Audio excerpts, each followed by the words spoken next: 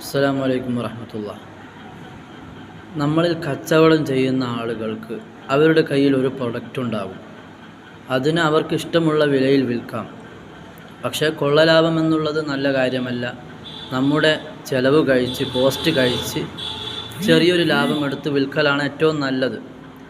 ഇതേ രൂപത്തിൽ നമ്മുടെ സ്റ്റോക്കുകൾ വിൽക്കുന്നുണ്ട്.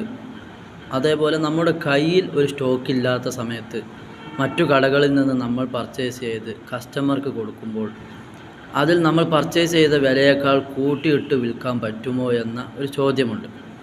അത് നമുക്ക് അവിടെ നിന്ന് വാങ്ങിയതാണെങ്കിലും നമുക്കത് കൂട്ടി വിൽക്കാവുന്നതാണ്. ഇസ്ലാം അതിനെ അനുവദിക്കുന്നുണ്ട്. കാരണം ഇത് നമ്മുടെ പ്രൊഡക്റ്റാണ്. അതുകൊണ്ട് തന്നെ അത് നമുക്ക് ഇഷ്ടമുള്ള വിലയിൽ വിൽക്കാവുന്നതാണ്.